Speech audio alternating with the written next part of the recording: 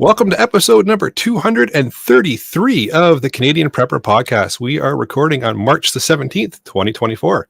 My name is Eric, host of the show, based in Southern Ontario, hunter, target shooter, ham radio operator, and computer geek. As a first responder, witnessed an over-reliance on emergency services during major events, started a small preparedness company to help people get prepared for at least 72 hours, if not longer. And I'm Jeff. I am based in Central Ontario. I'm a target shooter, ham radio operator, general overall handyman, and weather nerd. And I'm the Frugal Gunny. Recently moved to Northern Ontario, pretty much in the middle of nowhere. I'm an off-gridder, a shooter, a hunter, fisher, gatherer, trapper type, and a generalist. And it's only recently that I came to accept that I'm a prepper. I'm Terry. I live in sunny Central Ontario. I'm a starving indie author, a terrible hunter, a pathetic fisherman, and a proud Ford owner. I had to put Love that intro, Terry. That's That's fantastic. And we've got Don Mann with us this evening. So, Don, if you'd like to introduce yourself. Eric, thanks for having me on your show. My name's Don Mann. I'm a retired Navy SEAL. I served SEAL Team 1, SEAL Team 2, SEAL Team 6 for a little over 20 years, then a little over 25 years with the CIA. And survival and being prepared is the thing I'm passionate about. I taught desert, jungle, Arctic, and winter survival, and it's a real passion of mine. I'm very happy to be on the show and meeting you all. Well, it's an honor to have you, and we're looking forward to getting some insight from you in the main section of the show. Thanks, Eric. Do you want to help support the show? Buy some swag. We have both the Canadian Prepper Podcast t-shirt and the tactical Velcro patch at www.prepperpodcast.ca. All the proceeds help cover our podcast costs. And if you're enjoying the show, please take a few moments to submit a review wherever you found us. We want your feedback, even if it's bad. And we invite you to reach out and tell us all about something you learned this week. And you can email us at feedback@prepperpodcast.ca. All right, so we've got some prepared content for you in this episode. Strange for preparedness podcast, I know. We're going to start out with some relevant news articles. We'll update you on what we've done with our personal prep since the last episode. Then we're going to get into the main topic where we dive into the weeds with Don. So let's move into the news. All right, so I've just got one on here. We talked about this a few months ago. The volcano that erupted in Iceland. It kind of died off, sort of went away, but it's erupted again now, and it's unfortunately threatening the Blue Lagoon. That's I think their world famous. I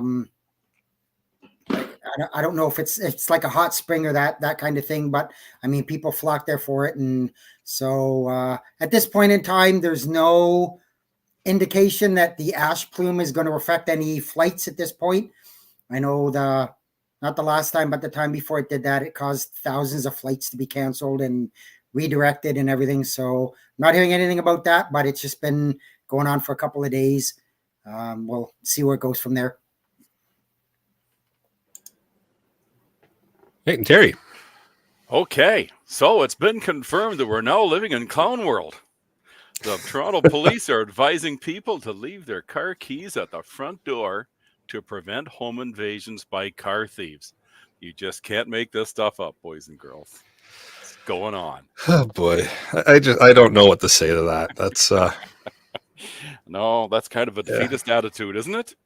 because wasn't it a couple of months ago? It was take your keys away from the front door so that they can't copy the RFID signal. Yeah, And now it's leave them by the door so they don't break into. Okay. yeah, Interesting. I think we'll leave it at that. yeah, yeah. What more can you say All about right. something like that? Not much. All right, let's move into what we've done lately for preps, shall we? Jeff. Yeah, so I actually had a bit of a productive week this week. I was kind of slacking it for the last few weeks, but I did some food prep, some fuel rotation, got out, did some yard cleanup while the weather was still decent. I got my ham radio installed in the truck. Thanks, Eric, for the help. Oh yeah, it was fun. And I went and picked myself up a brand new Jenner link that I found on Facebook Marketplace for an unbelievable price. I just couldn't say no, so I went and picked that up on Saturday. Now I just have to find an electrician that will install it for me, because of course the hydro company, you have to be a licensed electrician. That's true, but worth having it professionally installed instead of eeny, meeny, miny, red cable, green cable, black cable.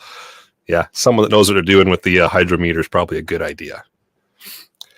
For myself, like Jeff mentioned, helped get that ham radio installed in the truck, slowly working away on Jeff's ham radio addiction. So he's on the local repeaters a little bit more. Now he's got a permanent install in his truck. Of course, in typical fashion for me, troubleshot some issues with my own ham radio equipment here. Had my main base station start to drift a little bit, and turns out it was about 500 hertz off, which is a lot, which explains why I sounded incredibly high-pitched and off-frequency when I was talking to other people. So thanks to the help from a local ham here, got it all back on frequency and ready to rock and roll. And then to copy Ian, who's obviously not here this evening, got some rounds down range. So got out to the range and put some holes in paper. So that was fun. And of course, brought the handy talkie with me. So I had comms while I was doing it. Oh, and for me, well, I spent a couple of days up at a friend's off-grid camp. He's got 75 acres up in the bush, and we were up there making maple syrup. While the sap was running, it's come to a grinding halt now that the temperatures have cooled off, but we were having a great old time making sap and eating. And then I'd see what else I did. A little bit of fuel rotation and fired up the generators, give them a little test run, and added a little bit of liquid gold to my food stores. Very nice. On my end, I picked up a seed bank with 100 different kinds of fruit and veg, and these are all heirloom seeds. So that was a pretty nice score, and I'm going to add that to my preps and maybe start using some of them if I can find the time to do some gardening. What else have I done? I've done some vehicle maintenance, a little bit of oil changing and tire rotation, fuel rotation, and I'm in the process of reorganizing my reloading components, my supplies into caches. Split it up into different packages that I can then share out and keep in different places. And I'm still working on adapting my mobility concept to my whole new work routine. And it's not terrible. It's working out pretty well. And speaking of that, a lot of work. So that's what I've been up to. Very nice. See, Dave in the live chat's mentioning for his preps this week, he bought a Chevy truck. And then in brackets, sorry, Terry.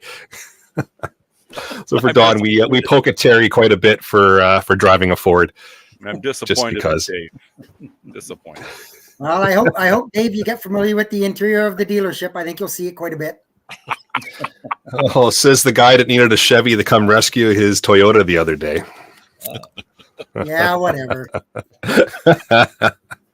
Awesome. Well, with that, let's move into the main topic, shall we? We've got Don with us this evening.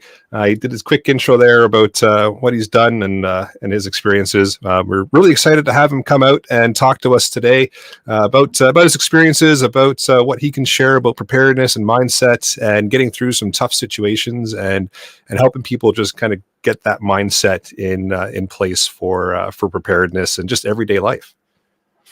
No, Eric, it's really, really music to my ears to hear all of you talking about what you're going to do in prepping, and getting ready for, worst case scenario.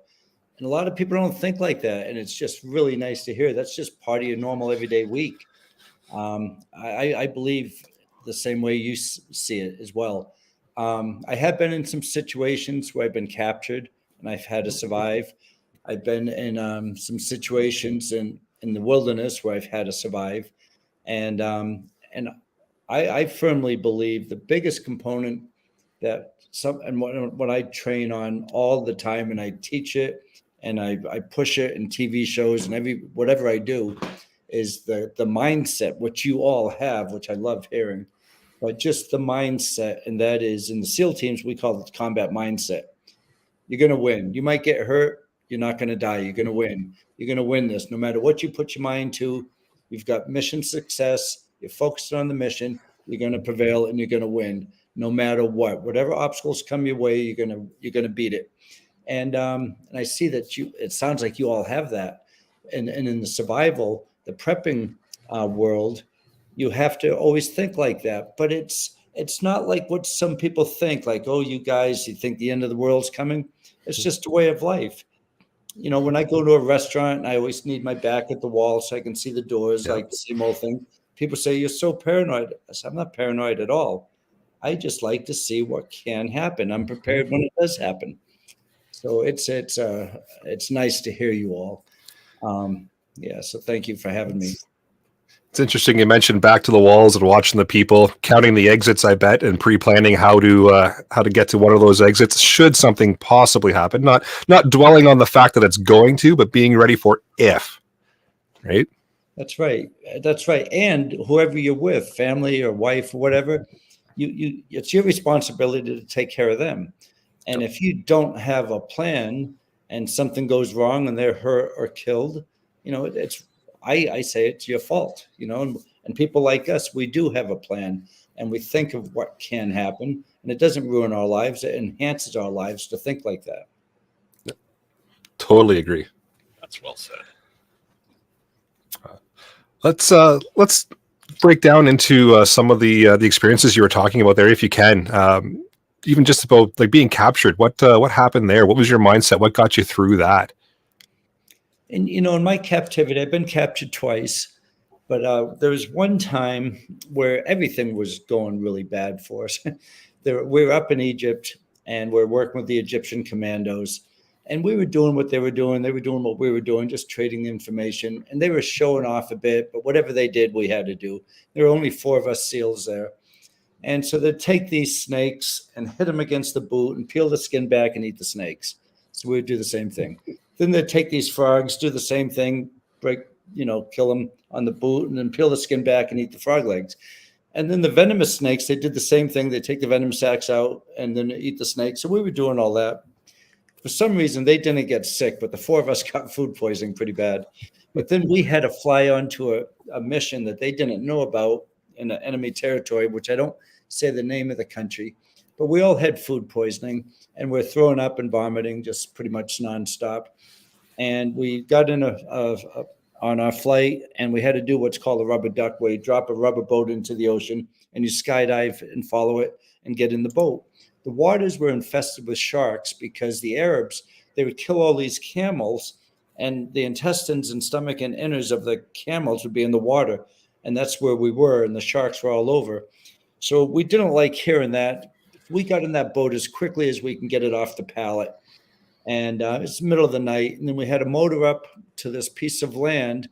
And we looked at it from about 500 meters away, just staying low on the boat, low profile, and looking for any enemy personnel. We didn't see any. So we got up closer and we still didn't see any. So my buddy and I, we swam off the boat to the shore, scared of the sharks, of course. And we had to find a place where we could hide for 3 days, where we can see the aircraft coming and going and the ships coming and going.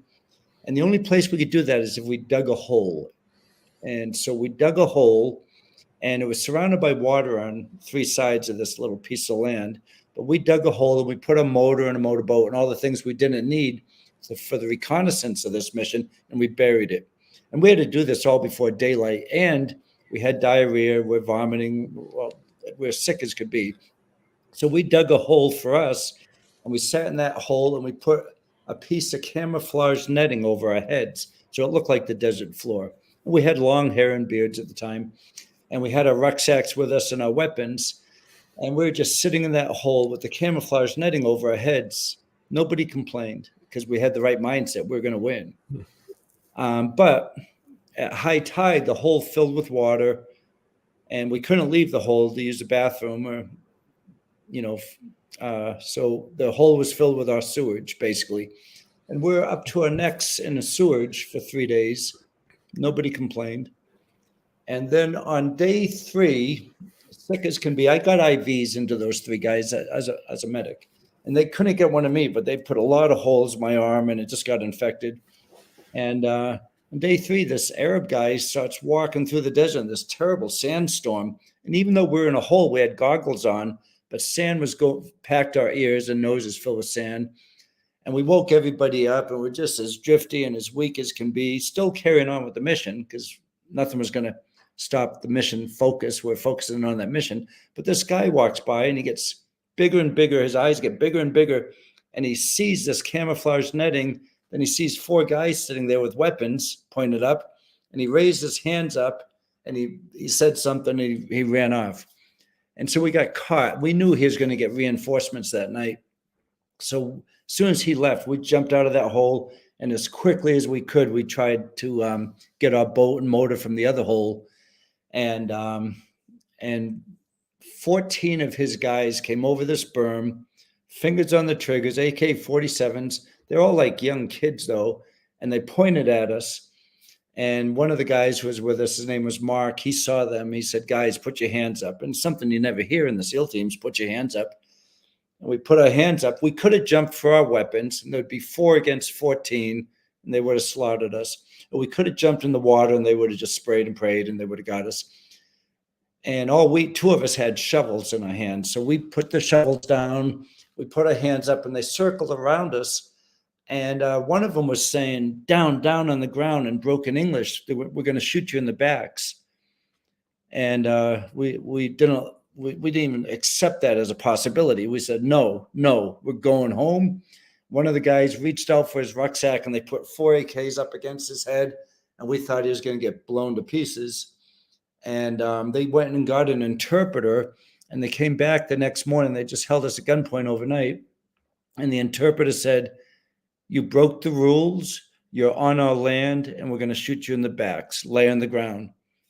We said, no, we're not going to lay on the ground. We're going to get back in that boat. We're going to inflate it. We're going back to America. And they didn't know where America was. They didn't know anything, really. And anyways, this went on for a day and a night. And finally, they just go. You can go. They let us go. And we came around that night. We're just out in the sea, as sick as could be, not eating and drinking and vomiting and defecating. And we came around the point of land, and we finished our mission, which I'm not free to talk about. And we won, and they lost. And what my favorite part about that, I'm really happy to have been involved in that. But my favorite part was that nobody complained. We knew we were going to see bad stuff as being a SEAL. And we wanted it, and we're prepared for it. Nobody said, oh, I should have been a pilot. I should have been a cook or something. And we just carried on, and life went on. And I've been captured twice. And it's just having that mindset we were talking about earlier, that you're going to win, and you can win. But if you don't have that mindset, it's so many things can go against you where you're not going to win. It's just you're in the enemy's hands.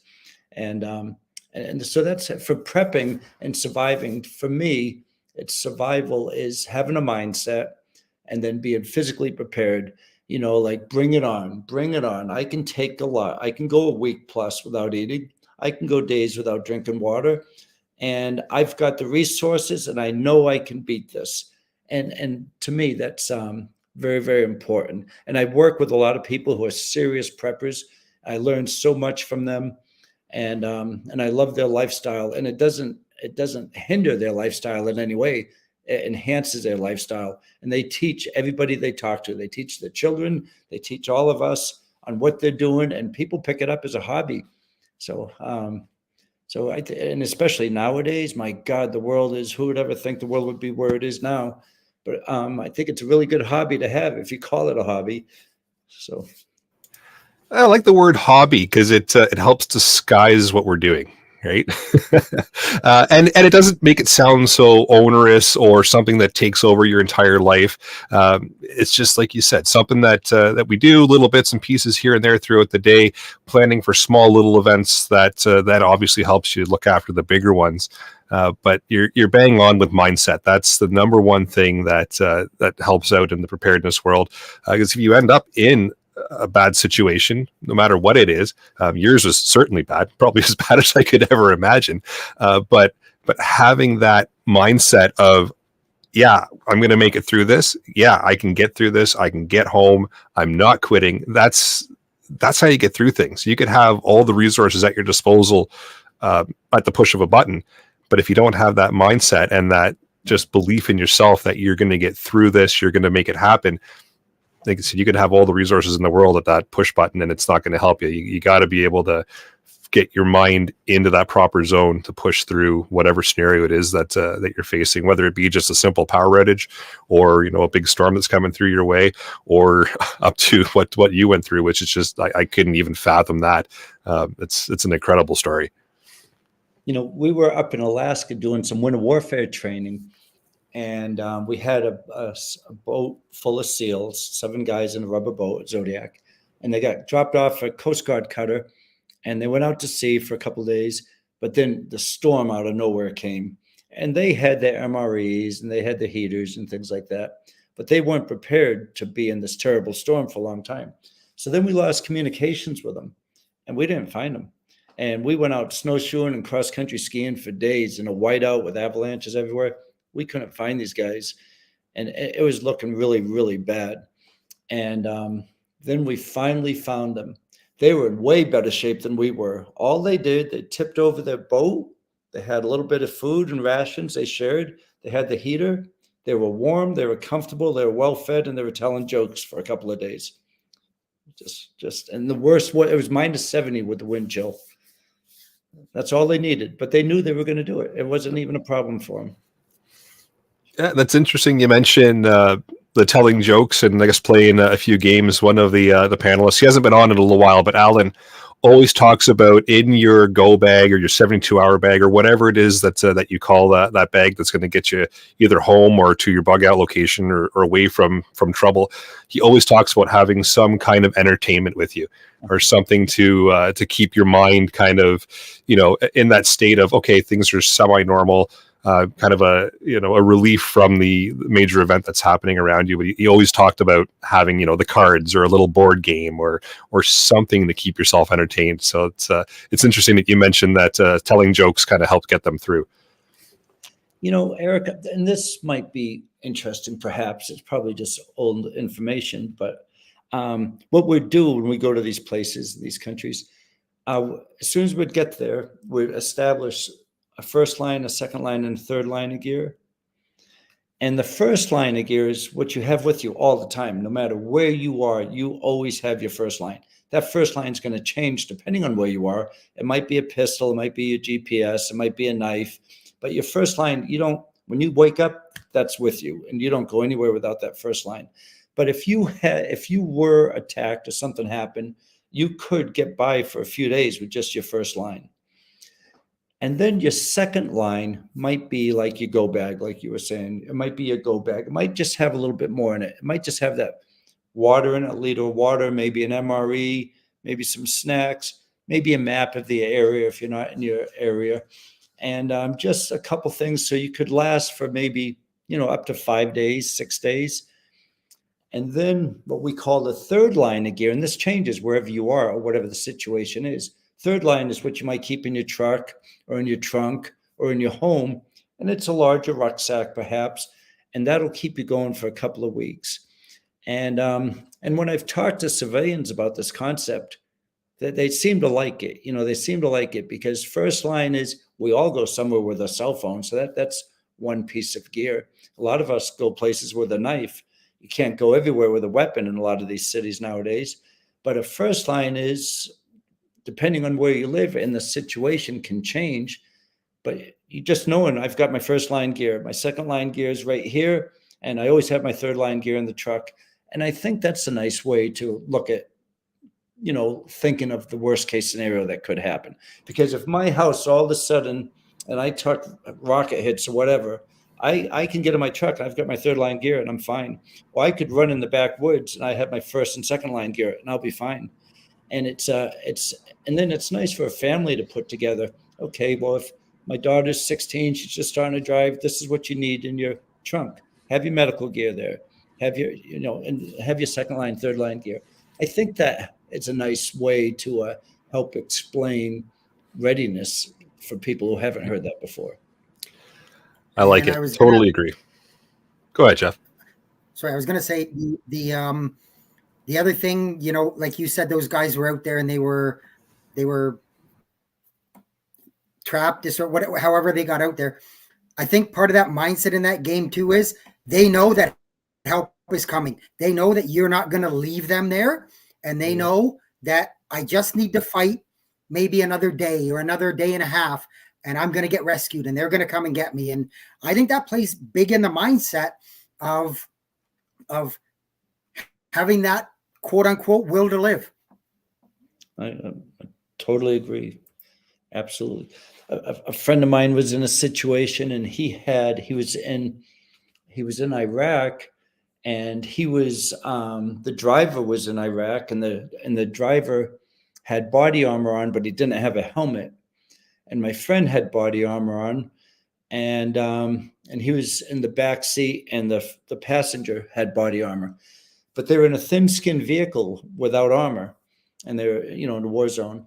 And the worst thing happened. They got stuck in traffic. Of course, you always tell people, make sure you don't get too close to the car in front of you. So if something happens behind you and you got to get out of the way quickly, you can swerve away. But anyways, they got stuck in traffic, and traffic got in front of them, behind them, on each side. And so now they're thinking this is a terrible place to be. Of course, a 9mm round can go through a thin-skinned vehicle like nothing. And then a billboard was in front of them, and a guy popped up with an AK-47, just started shooting through the vehicle. My friend just took his weapon calmly, and he shot through the vehicle and got the guy. He was calm. But then what happened? The vehicle right to the right side of them opened up the doors. There was a van, and two people with AK-47 started shooting him. And my friend knew that the driver, if he was shot in the head, they were going to be killed because he had body armor on, but he didn't have a helmet on. So my friend got up behind him from the back seat and put his body armor to protect the person's head and got him out of the traffic. And he was shot 3 times doing this, all underneath his body armor because he was bent over. And his name was Joe Neely. He's a SEAL. He's a good friend of mine. And then Joe got him out. Joe had 3 bullet holes in him, but they got out of danger. And Joe had 2 of the rounds removed in country and the other one removed in Germany. Went back to work 6 months later. He said it was no big deal. I just did what I had to keep the driver alive, just thinking, to keep him alive and to stay safe and get out of the danger area. It's just the mindset, but if somebody's shooting a lot of bullets through your car and you're trapped in traffic, a lot of people wouldn't think like that unless they really developed a highly fine-tuned, powerful mindset. It's interesting. The focus on mindset, I like it because it absolutely, that is the key to getting you through a whole bunch of situations and getting you through anything in life. Is little small things up to major things like you just described again that I couldn't ever imagine. But having that mindset, pre-planning, what if this happens? How do I do it? What do I do? Where do I go? How do I react? And getting your mind just into that thought process of what am I going to do? Why am I going to do it? Where am I going to go? How am I going to act? How am I going to control my emotions in that scenario? It's amazing how once you get into that scenario, that just sets in and takes over, and you do what you have to do and you carry on. Again, I couldn't ever imagine even the first scenario with that guy hopping up from the billboard, let alone the other group of them coming out from the van on the right. But like you said, the mindset got them through it, and that's key to anything preparedness. Also, I'd like to add that I'm telling gruesome, terrible stories, but that mindset helps in everything I've ever done in my life. I'm in my mid-60s now, but I apply it to extreme sports. And right. When I was an early triathlete, I was doing the early Ironmans. And I used to always think, okay, have a macro goal, have some big goal, set it, and then a series of micro goals to reach that macro goal. And then have the mindset to know whatever that goal is, no matter how big it is and how lofty it might appear, that you can do it. And you really can if you have a series of micro steps that reach you to get to that macro goal. But then when you reach that macro goal comes down to a lower level. And now it's just one of the micro goals you need for the next big macro goal. So I did this with the sport. I did over 1,000 competitions with this as a mindset. So I'd always try to make the next competition bigger and harder. And they were going to 600-mile competitions. But when I was doing the Ironman competitions, one one of the earlier ones, I was thinking, okay, I did it 11 hours and 41 minutes. That's only a half a day. If I could do one Ironman in half a day, I should be able to do two in a day. I wasn't very smart, but I had a powerful mindset. So I took that Ironman, brought it down to a lower level, and then the next macro goal was 2 Ironmans. And the goal was, who's going to stop running? Who can't put one leg in front of the other? Why in the world would I not be able to do that? No matter how sick or hurt I'm feeling, I should be able to put one leg in front of the other. And I did pass out at mile 32 on the double marathon, and I was coughing and choking and seeing the white spots and coughing up a little bile, and then I passed out. But when I woke up, I saw the cyclists and runners going by. I was thinking, why am I sleeping outside? Then I realized I was in this double Ironman competition. I said, I better get up. I got to go finish the race. And what that lesson taught me was, sometimes things get really, really, really hard and you don't think you can do it. You don't think you can do it. But I don't mean it to sound jokingly, but the truth was, all the times I thought something was too hard, I was wrong. Because in that case, I passed out. My body got the sleep it needed. I had this short power nap. I woke up and finished the double Ironman. And that lesson lasted me a lifetime, because now I think nothing's ever too hard. If it's too hard, and it's absolutely too hard, you don't think you can do it anymore, your body will pass out. You'll get the break you need, then you can keep on going. So then the next big goal is you crush that macro goal, bring that down to a smaller goal, and make the next thing a bigger macro goal. And so I think that works real well for prepping as well. Like, now I'm planning food. Now I'm doing the generator checks. I'm checking the gas. All these micro goals. At some point, the macro goal is I could live off the grid for 2 months, or as an example, for instance. The micro goal thing, I think you could put whatever you want as a macro goal. If you're a banker or cook or whatever it is, you could set some big, high, lofty goal up there, and you'll reach it with having that powerful mindset and a lot of micro goals to reach to that macro goal. Well, like the old saying goes, if you do all the little things, the big things aren't so big anymore. Yeah. One of the things I admire about the SEAL training and induction routine regimen that you went through, and that I read about and hear about, it's well celebrated, is that you seem to have found a consistent way to impart mindset. And that's a big thing. I think we all have a lot of lessons we could learn from that, how you train people and how you somehow get that mindset through to them. And then I know you do have a fairly high failure rate. And as we do here in many things, being out in the outdoors, very high failure rates. It's the reason why we get strong, is we fail, and then kind of micro failure along all those micro goals. We readjust, we shift, and we go at it again, and then we keep achieving. What is it that you think is the secret to the training that you received to impart that mindset, and what can we in the civilian cake eating world pick up from that? Well, I don't, I would never, ever think you're in the cake eating world, for sure. But I know what you're saying, though. But to want to go to SAS, SBS, Delta Force, or SEALs, or anything like that, I think you have to have a mindset that you can do it anyways. So you kind of have your mindset there, and then it just gets empowered and stronger once you're finished training, going through training. It's infectious as well. When you surround yourself with people that have that can-do attitude, like I can do it, that rubs off, and it's infectious. Same thing happens if you're with a lot of people sit around the couch and saying, I don't feel like getting up today. I don't feel like going to work today. If I go to work, I'm going to do a halfway job. I mean, it's infectious. And I'm a host of a TV show where I teach this stuff, and it's called Surviving Man, MANN.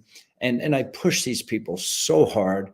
And it's all about shooting. We have survival courses. We have survival evolutions, have them making lean-tos and staying out in the woods for a couple of days, catching chicken and catching rabbit and eating it and distilling their own water. And it's a lot of fun. And it's eye-opening to so many people. But the mindset, I believe, if you're around somebody with a powerful mindset, to absorb that from them. For me, I've got a bunch of people like that in my life, but the most well-known, most famous person, I've never met him, but his name's Reinhold Messner. And I tried climbing Everest a couple of years ago, and I came really, really close to dying because my lungs, my brain cavity filled with fluid. It's called HAPE and HACE. But Reinhold Messner was the first person to climb Everest solo, and his first person to climb it without oxygen. And if I showed him the list of 1,000 or so events I've done, he would laugh and he'd say, "Oh, yeah, you like running around the park." Well, here's what I do. I take that backpack and I climb some peak in the Himalayas. It's never been climbed before. And I do it without oxygen. I do it solo. And I tell my friends and family, I should be back in a couple of months. So I believe a guy like him, and I hope to meet him someday, a guy like him, he knows how to reach way, way, way deep down inside. And he's got this source of energy that we all have, but he's got the ability to reach down and grab it. And he's climbed all the 25,000 meter peaks there are. He's climbed all the hardest peaks in the world. And now he used to be called the greatest mountaineer in the world, but now he's being called the greatest mountaineer the world will ever know. And that's only because of his attitude and his mindset. Like, I'm going to do it. And he does it alone. I can't even imagine some of the things he's done. And so you get around a person like that, or you think about a person like that, I think it rubs off. And if one person, say a small company or a group of friends or a club or something with 6 people in it, if one person felt, I can do anything, nothing's going to stop me. I'm going to train. I'm focusing on the mission no matter what. Each and every day, I'm going to do 4 things. I'm going to get stronger every day. Something will make me stronger every day. I do a bunch of push-ups. I'll do CrossFit. I'll go to my gym. But every day I'm going to get stronger. Every day I'm going to get faster. Most importantly, whatever it is in life you're going after, every day you're going to get smarter in that category. And then most importantly, every day do something good for somebody. And if that group of people, say a group of 8 people, if the leader every day was getting stronger and the teammates saw it, and every day he's doing something to make himself faster. If he could do 100 sit-ups in 2 minutes, now he's doing 105. And he's researching and learning. Every day he's getting smarter. But then he's helping somebody every day. Now that's the person everybody wants on the team. And if that one individual did that, it's going to rub off to the other individuals.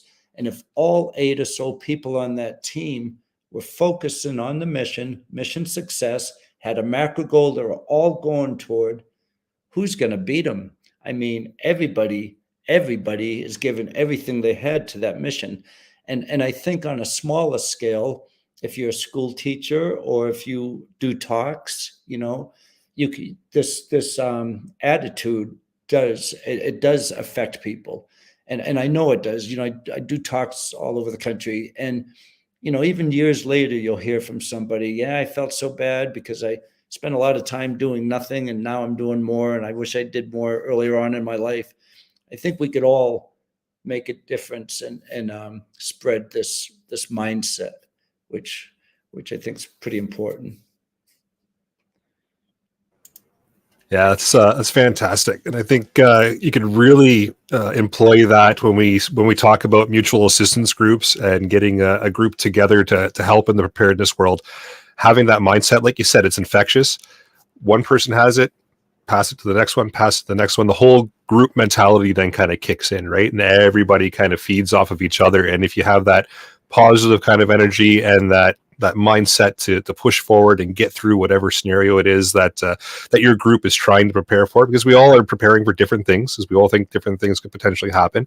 But just getting your group set into that mindset, whether you're the leader of that group or you're not, you don't have to be the leader of the group in order to start that infection of mindset, right? It can be anybody in the group that starts it, and then everybody else picks up from that and they start going.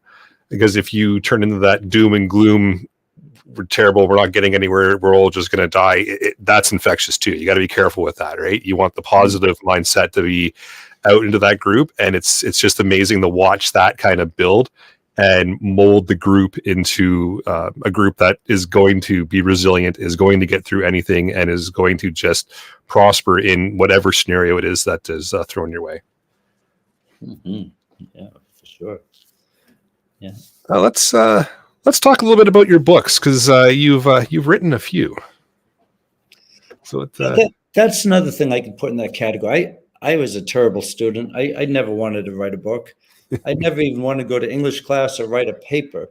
And but I got into the sport of adventure racing, and I got into it full bore. So I was teaching it. I was producing these races and racing all over the world in these adventure races. So this politician, I live in Virginia. This politician from Virginia came up to me and said, "Don, you ought to write a book on adventure racing." I said, "Quentin, I don't want to write a book. That's the last thing I want to do is be behind a computer writing a book." He said, "Seriously, you're the only one who races at this level. You produce these races and you teach people at this academy. Why don't you write a book?" I said, no way. He said, "I'll tell you what, you put it on tape, I'll get it typed up for you." So I had these 3x5 cards, and I just read off the cards and read into a recorder. And this lady from Chicago Sun-Times typed it up. Before I knew it, the macro goal was to try to finish this book. And I did it. And then the Navy asked me to write a survival manual. I said, "No way do I want to write a survival manual." I wrote one book. It was kind of a pain. I don't like being behind the computer. I had to do all that editing and all that. They said, "Well, we'll give you an extra year. We'll pay you up front. The Marines have one. The Army has one. The Air Force has one. The SEAL teams don't have a survival manual." I said, "Okay." So then I had a macro goal, survival manual. Okay, now I had to learn so much to write it, because I didn't just know that stuff off the top of my head. It's a perishable skill, as we all know. Those skills go away.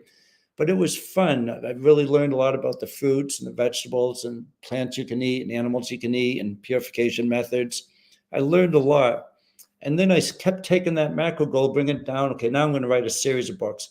Now I'm going to write fiction and nonfiction. And right now I'm working on book number 23. My English teacher would be rolling over in her grave if she ever thought I would read 23 books. But it's on women warriors, women, snipers, and women who've made a big impact in history for what they've done as a warrior. So it's been a fun process. It's been a lot of fun. Well, that's awesome. 23 books. Wow. That's a good number of books.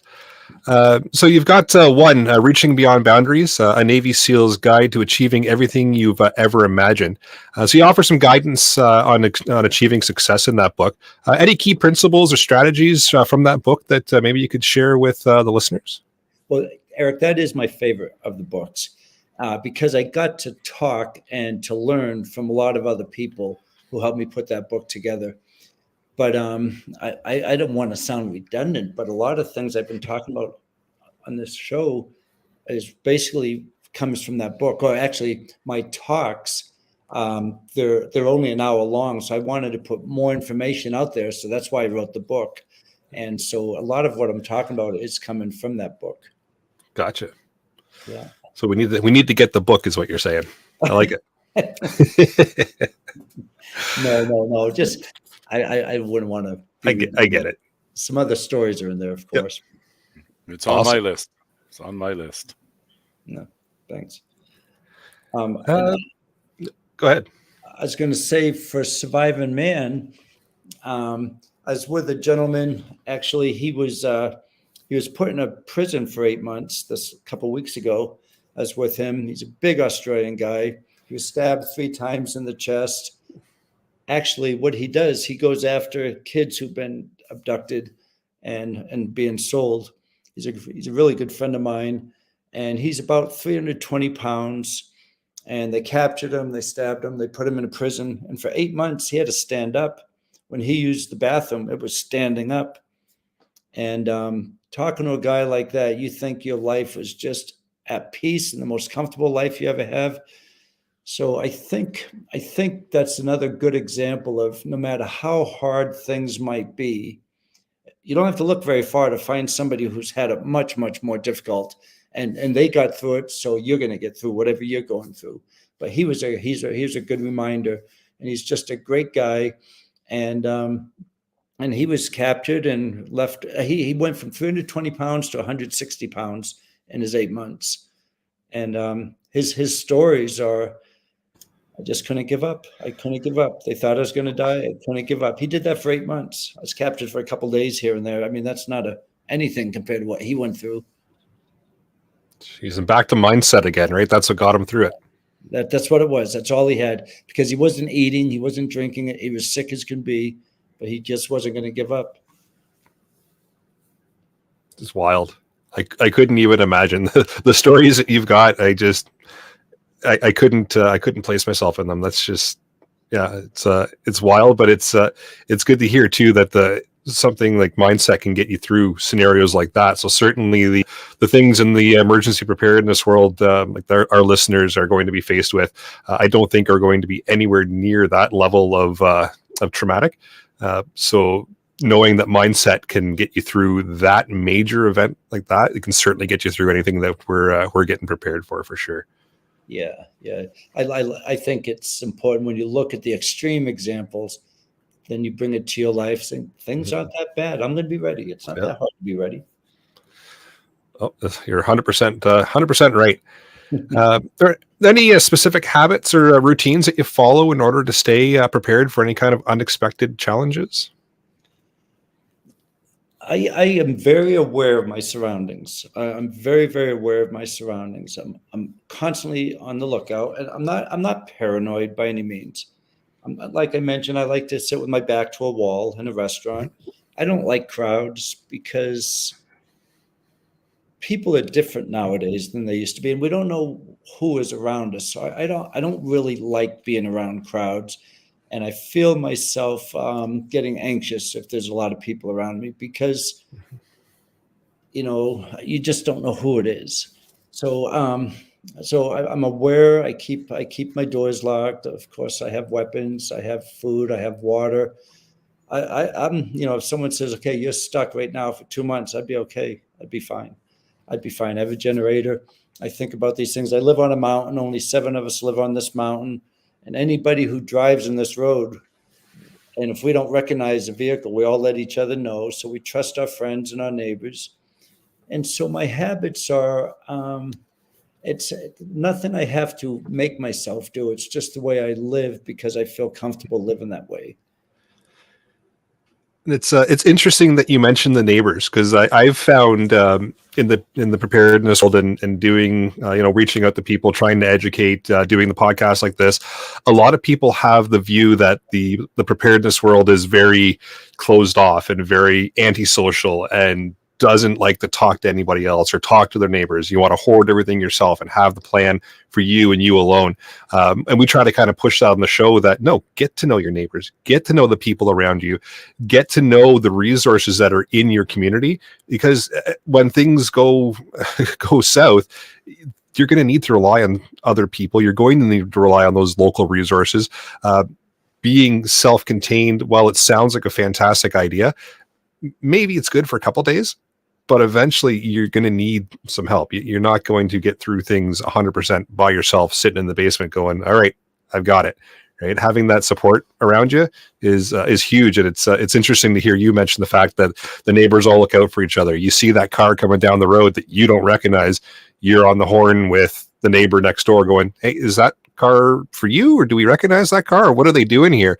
And just having that awareness of your surroundings is worth its weight in gold, and something that I think some people newly into the preparedness world don't realize, and they think it's hoard stuff, keep to yourself, don't be social, and just don't people, I guess is how Pierre would put it if he was here.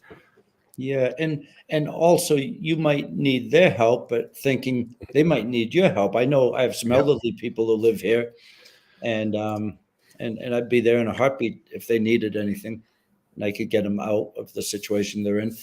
And we did have a situation here a couple of months ago. There's a white van that came up the mountain, and one of the neighbors confronted, "Who are you guys?" And they weren't, had the hat down low, and they wouldn't answer. And so they texted the rest of us on the mountain. I said, I'll go follow up on this. And I'm always armed. So I went down to the bottom of the hill to make sure they didn't get down. So then I figured I'd drive up and I'll figure out who these people are. And there's a white van on the side of the mountain, and I didn't want to look threatening, and I wasn't trying to be threatening, but I put my vehicle in front of them so they couldn't get away. I said, "Hey, how you guys doing?" And one person was hiding, and the other one only let me see his eyes with a hat over his head.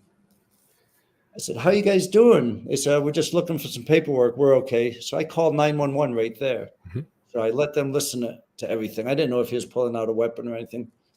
I said, "Do you need some help?" And then I gave the 911, the license plate number. I told him it was a white van.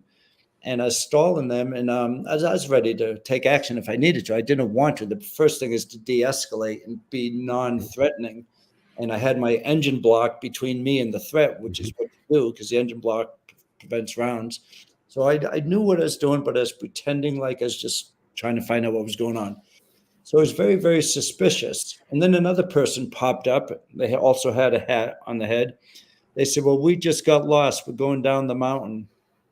And I said, "Well, I'm going to have to back up."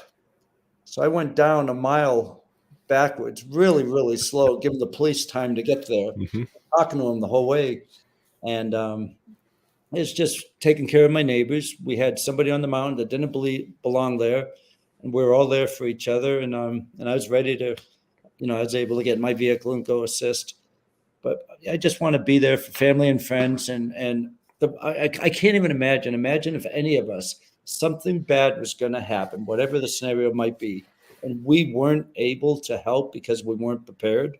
I mean, that would be the worst feeling in the world. I know everybody on this panel is not like that, but we know people who are like that. And I would never want to be in that situation where I wasn't prepared to take care of a situation where somebody was in trouble like this. Oh, and it's interesting that you mentioned you line the engine block up and you engaged in conversation and you attempted to de-escalate.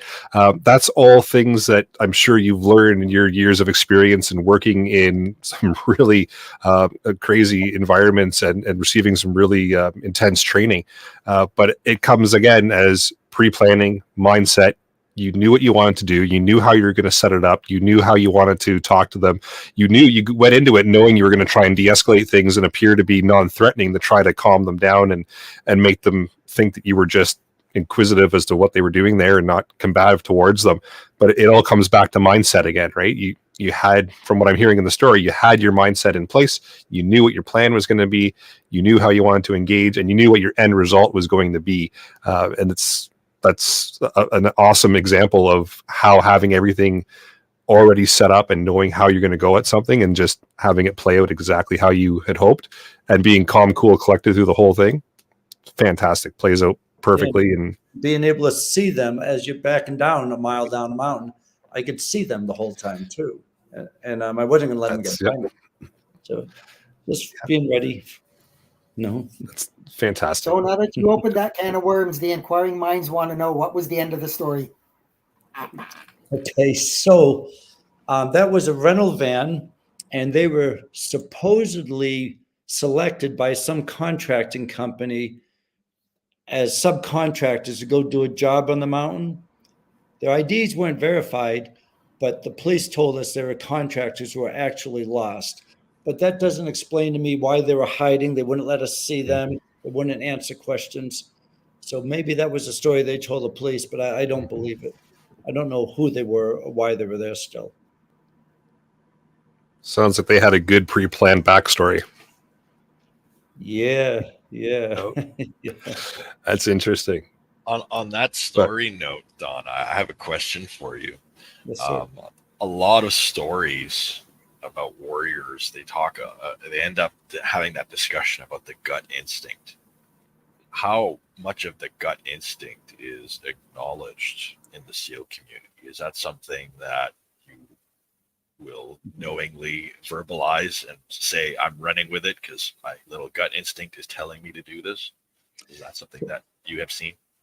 I believe there is a gut instinct, but I believe that gut instinct is just an accumulation of experiences and things you've been taught, people telling you stories that they've gone through, and it builds a gut instinct. So when you get that gut instinct, it's based on a lot of past experiences, a lot of knowledge, and some instinct, but based on things you've learned the hard way, other people have learned and discussed with you. Because my gut instinct before I went into the teams wasn't the same as when I got out. So I think it builds based on your experiences and the training you've received. You know, the one thing about a car engine, I think that's such a valuable lesson. There's two places in a vehicle. If there's a threat, an enemy, and that enemy is between you and the engine block, you've got cover. And twice in 5 years, gas stations in the US are really bad places now. I guess they are a lot of places, but twice in the last 5 years, I've had people come up to me, two guys, one at each instance, and ask me for money. And one said, "I hate white people." I said, well, the guy is about 2 feet taller than I am, I guess. And I was pumping gas. He said, "You got any money?" So I said, "No, I don't. I use credit card." But I said it in the same tone. I think I was edging him on subconsciously because I didn't like the guy. But anyways, he took a step toward me, and I was next to my gas. You know, I had the gas filling up in my vehicle. My door was open. My weapon was 2 feet away from me. And I think I started smiling. I was thinking, if you take another step, you're going to lose big time. And I was disappointed he didn't, I hate to say, but I shouldn't say that, but you're just so ready and you're so confident. If a threat's coming up at you, to know inside you're going to win, it's a big, big plus. And the bad guy is going to lose. And that all goes back to the combat mindset. But the gut instinct is, this guy's walking over to me. Yep, they get away with all this stuff nowadays, these crooks and robbers at gas stations. He's coming up to me. I've got a weapon within arm's reach. I mean, he's making a big mistake. And I didn't want to come across as some nut or anything, but I was just so confident that I was almost disappointed nothing happened, you know. So I know that's kind of wrong in some ways, but it speaks to the mindset again, right? Like you're at that stage of, you've built that mindset up to, I am winning this battle no matter what. Yeah. That the battle didn't happen, and now you've got that mindset and that energy build up. You're like, well, now what do I do with this energy? Right? So I get the point of view, or the disappointment of, well, nothing happened, but like I was so ready for that to occur, and I was so ready to be triumphant and win that, and then to have nothing play out. I get the coming down and the, well, what do I do with that energy and that build up and that momentum? Now you got to find a release for it, right? Mm-hmm. So I totally get the I wish something happened, and you know, it's good that it didn't, because nobody wants to see violence play out, but no. It's reality. And sometimes it has to happen, right? It has to happen sometimes, unfortunately. It is. De-escalation is the goal, you know. Yeah, but, for sure. Yeah. If possible, yeah, de-escalation is key, but having that ready mindset and that, you know, I'm going to win this, and you just made the worst mistake of your life, that's going to get you through it, right? So it's all boils back down to mindset. I love it. It's this is fantastic. I love this topic. And any upcoming? Yeah, go ahead, Jeff. No, I was going to say, just go for it, Jeff. Kind of revert back to the weather stuff that I deal with a lot. You know, weather's very unpredictable, just like people are anymore, just being so unpredictable. And, you know, you say, hey, you know what? Got big storms coming. You might want to hunker down, you know, be a little bit safe. And then the big storms don't happen, and everybody gets revved up. Oh man, you told me it was happening and it didn't happen. The fact that it didn't happen is a good thing. You didn't lose your house. You didn't have your car get damaged by hail. You didn't. What are you so wound up about? Like, just because it didn't happen doesn't mean that's a bad thing. It's really a good thing. And same thing in your case, you know. Yeah, you were ready, and you were prepared for the worst, and probably at the end of it, the best case scenario came out of it. Yeah, that's right. Yeah, I see that, a good analogy there with the weather. Yeah, you get all prepped up, you have your house all ready, and nothing happens. Like, all that work for nothing. Yeah, that's a great analogy. Yeah, I like that. That's really good. You had mentioned you got a new book coming out shortly. Any other projects, initiatives, anything you're excited about that you got coming out the pipe? Any speaking engagements or other endeavors? Or I do periodic speaking engagements, and I guess the next one's going to be in New Orleans, and there's one coming up in Texas. But the thing I like Surviving Man a lot because it's all about actually survival, physical conditioning, shooting, adventure, and obstacle course racing, and SEAL training and mindset. But I also started this other excuse me, another thing called the Mission. And for all these years, people always ask me, how do I become a Ranger or a SEAL or a football player or something? And now I've got it narrowed down to those four. Every day get stronger, every day get faster, every day get smarter, but most importantly, every day do something good for somebody. And so now I did this with some banks in Indiana, Texas, and Minnesota. I present that lesson to them.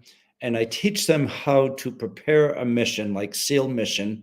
But their objective is, okay, go out and help somebody with significant awareness, raise significant funds, something you're very, very passionate in doing, and go help people.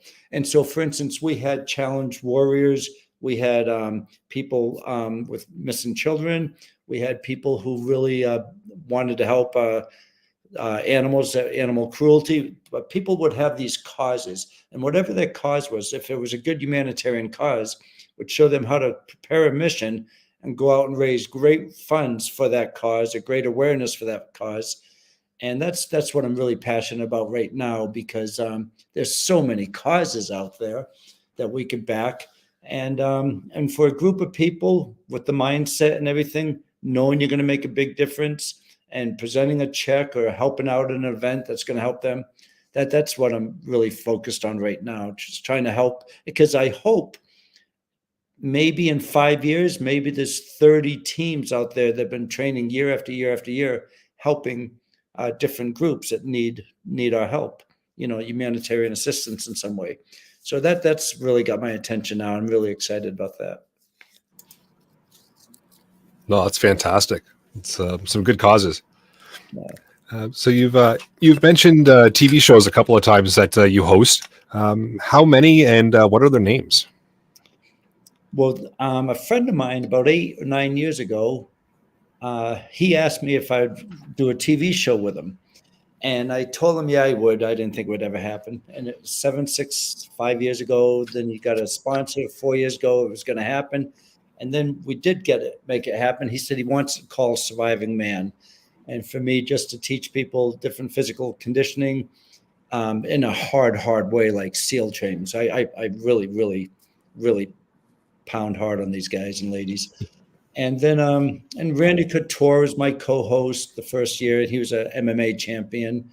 And our America's Sheriff was my co-host the second year. Mike Glover, who's a CIA Special Forces guy, he's my co-host 2 weeks ago. And so we take them either to Las Vegas, we've been to South Carolina, we've been to Georgia, we went to Belize. I had them diving 140-foot dives with sharks everywhere. And they did ship attacks. But we really, we this message that we're all talking about tonight, I instilled that into these people. And it's called Surviving Man. And because of my friend who lives in North Ontario, Len Asper, when he told me he lived in North Ontario, I said, that's where my favorite musician lives. And it was Neil Young. And he said, Neil Young, that's the greatest musician alive. He got us on Pursuit TV throughout Canada and US. But it's called Surviving Man. Then there's a show that broke off of that, Surviving Man All-Stars. So we just did season 3 of Surviving Man, season 2 of Surviving Man All-Stars, and season 1 of The Mission. So those are the 3 shows I'm part of. And I'm a movie consultant for American Smuggler, and that's a movie that's being developed right now about the exploitation and stealing and taking little children from their homes and selling them, and the El Chapo capture. And it's a true story. So I'm helping out with that movie. If it becomes a movie, we're not sure yet, but I'm helping out with that.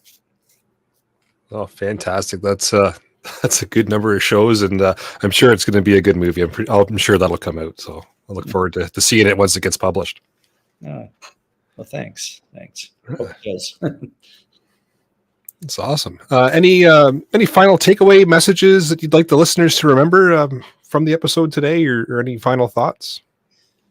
Well, Erica, it's a breath of fresh air listening to you all speak before the show and getting to hear how you're all thinking.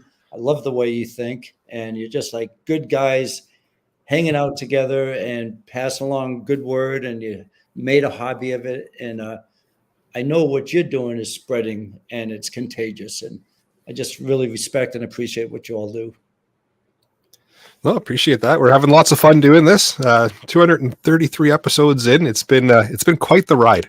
It's been a lot of fun, but learned a lot, and hopefully spread some realistic kind of information out to everybody. So that's kind of the goal here. We're not fear mongering. We don't like doing the whole the big huge apocalypse is coming and everyone's going to die tomorrow. We like the calm down and relax and kind of get your stuff together and be ready for the simple power outage or the big storm that comes through, and the little things. Because like Jeff said earlier, take care of the little things and the big stuff sorts itself out, right?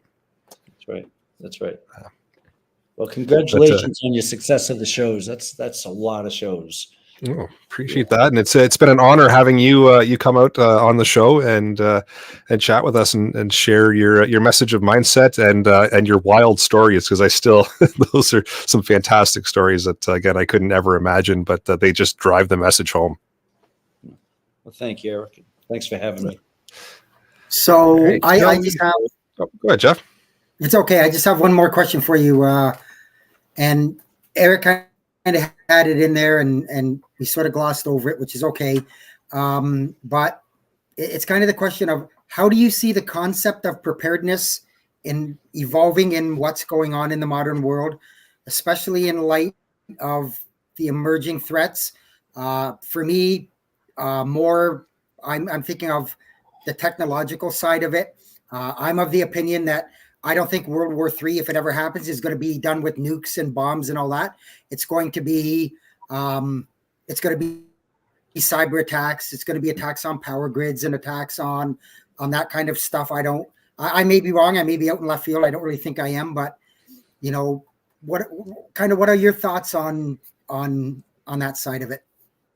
Well, Jeff, I see it the way you do too, I believe. And we've heard Putin talk and we've heard Chinese talk.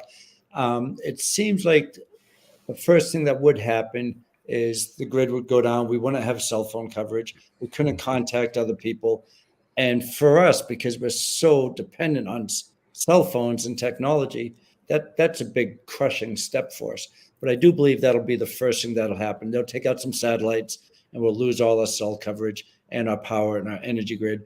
And then that's a big crippling blow for us right there. People who don't think like we all do, they'll think the world has ended already. We'll go on because we don't have to rely on technology. But I think that's probably the first thing that'll happen. And the technology's already there. They've got the technology to do that. I don't think it would be Russia doing it, because Russia's been trying to be our friend for years. We keep turning our backs on them. And so now they just recently sided, buddy with China. That's a problem. And the Chinese have the technology to do that as well. And Iran and North Korea, the whole thing they're doing with BRICS, it's getting bigger and bigger and bigger.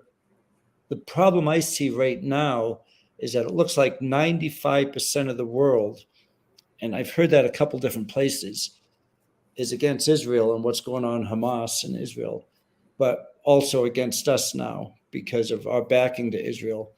So now we have China and Russia that are closer than ever, with Iran and North Korea.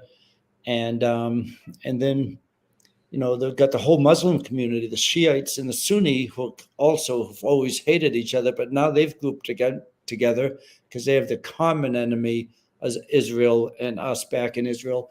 So we have more threats than we've ever had before. And the problem is a lot of those have nuclear weapons pointed at us. Mm. So we do have a worry. And I do believe, and I don't want to sound like a fearmonger either, but I do believe every day is more dangerous than the day before. And our enemies are powering up against us. And for anybody to say this is a crazy topic, they simply don't know what they're talking about. We have to be prepared. Technology, it can go down, and it can go down quickly. We have a lot of enemies who can do it. If I lose my cell phone, I can't be crippled. I have to be able to go on without cell phone or without the energy. And I think that's how we should be thinking. Think worst case, be prepared for the worst, and hope for the best, but be prepared for the worst too, because I think is how we have to do it.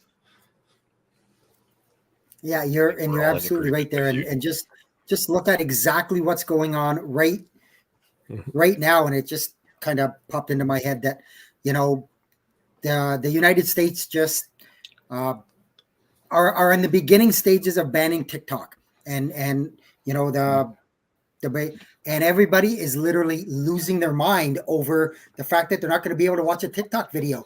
Like, hello, Or just look at the recent what was it, AT&T outage, right?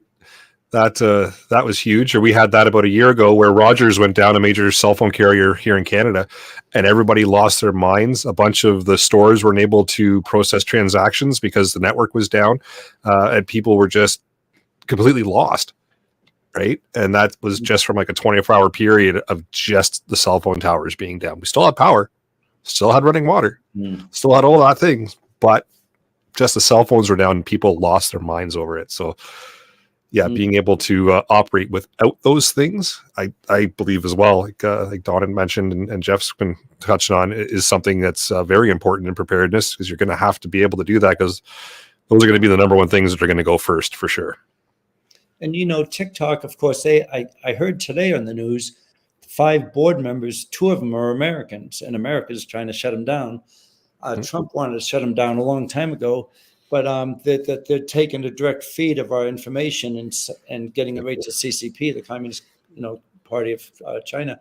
But so does Google and all these other companies. They sell all that data. All that data is being sold under our noses anyways. We're not in a safe place anymore. We're not. Anybody can find out anything they want about where you shop, who your parents are, where they live, where they shop, where they get gas. It's all easy to find. And this is 20 years old, this information. I saw that CIA product once, and a person came in, he just picked some random people out of the audience. He knew everything about that person. That was 20 years ago. So all our secrets are sold, we know. Yeah, we did a whole episode on cybersecurity and touched on exactly that, how you're tracked and traced, and all your purchases and all your emails and everything's monitored. And there's a whole profile built around your everyday life, and you're already on a list. You may as well listen to a podcast. I hope you don't get banned. Oh, no. We haven't got banned yet. Yeah. We will always find a way to get the message out, Don. Yeah. Episode 234, you can find on the darknet. Yeah, it was just like Eric mentioned that, we had that episode and we were talking about, and people were like, and we had a ham radio episode, and they were like, well, I don't want to get my license because I don't want them to know my address. Guess what? Too late. This. You don't think they don't know everything about you? Like, come on, wake up. Personal tracking device. Yep, that's for sure.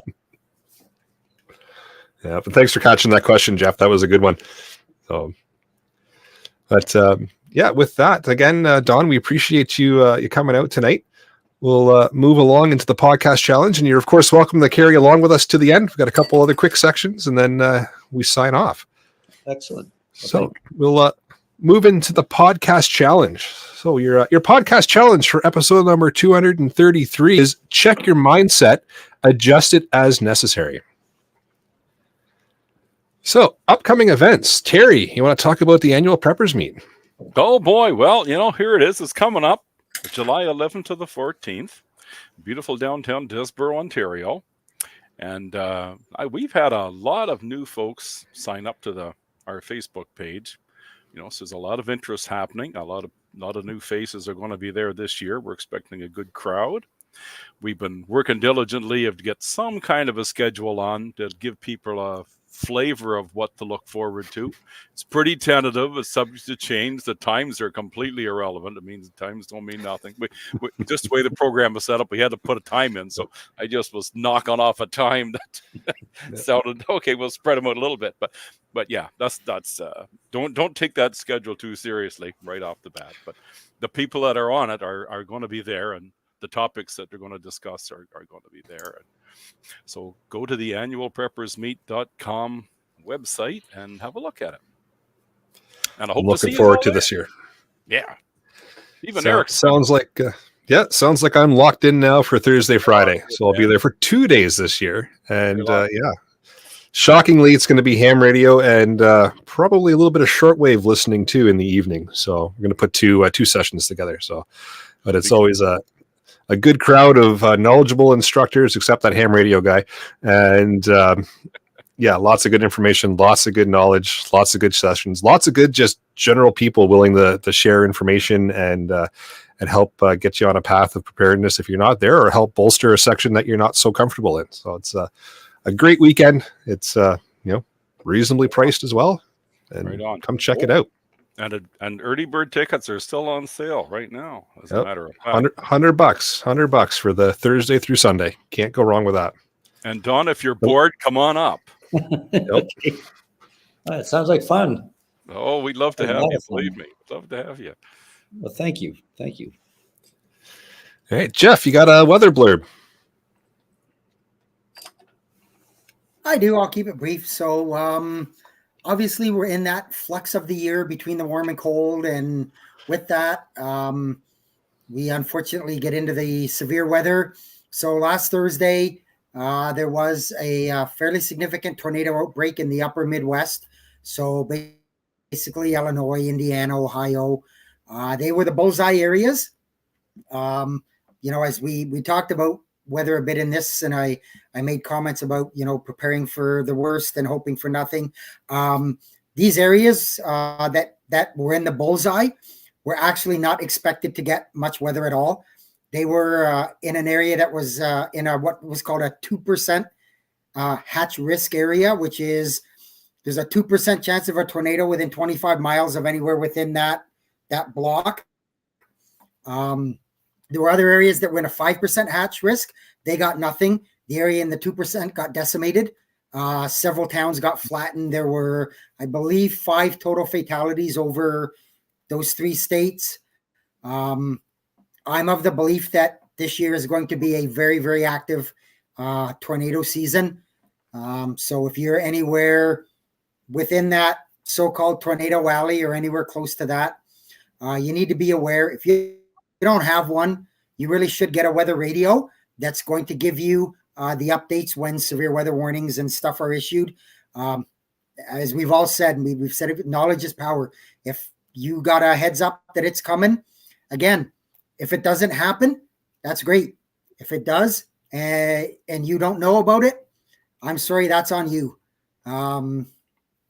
So as the week progresses, we continue to see this clash between the warm and cold. And for the first few days of this week, the cold is going to win out. There's presently freeze warnings in effect in the deep south. Like I'm talking Arkansas, northern Mississippi, those areas. And believe it or not, they may see the coldest days of the winter season. And we're into the third week of March here. So long term, I'm watching the potential for another severe weather outbreak coming next weekend. It's going to target the Great Plains, the Midwest, the Ohio Valley, kind of sort of the same area again. I think it will be a little bit more south this time. We're still a week away, so things can and usually will change in that kind of time frame. Pay attention again to your local forecasts. And if you follow our Discord, I frequently update weather stuff on the Discord. So pay attention to that. And as I always say, don't be scared, be prepared. Awesome. Thanks, Jeff. Quick shout outs to new Patreons, Kevin and Andrew. Appreciate you guys helping keep the lights on and the backup generator fueled around here, as the Patreons help cover the show, the cost of the show and hosting and all that fun stuff. So appreciate you guys helping out. With that, we will bring episode number 233 of the Canadian Prepper Podcast to an end. You can find the audio podcast on iTunes, Spotify, or of course your favorite podcast app. Please submit a review. It does help other people find us and of course encourages the algorithm. And we do record these shows live on YouTube and Facebook if we have to, for those who still have access to it. Ian. If you want an early peek at the shows, please subscribe to the YouTube channel, Canadian Prepper Podcast, and click the notifications tab. That will give you an alert when we are going live. If anybody wishes to reach out to me, you can contact me at feedback@prepperpodcast.ca.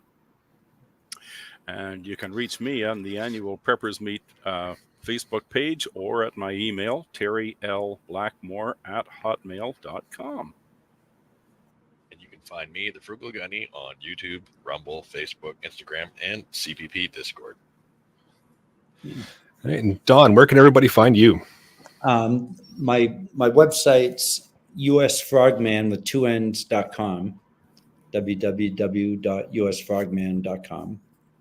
And there's links to Twitter and social media on that. Perfect. Awesome. You can get me at rapidsurvival.com on the live chat. You can also email me at feedback@prepperpodcast.ca. So thanks for joining us. Until next time, be prepared, stay safe, and keep learning.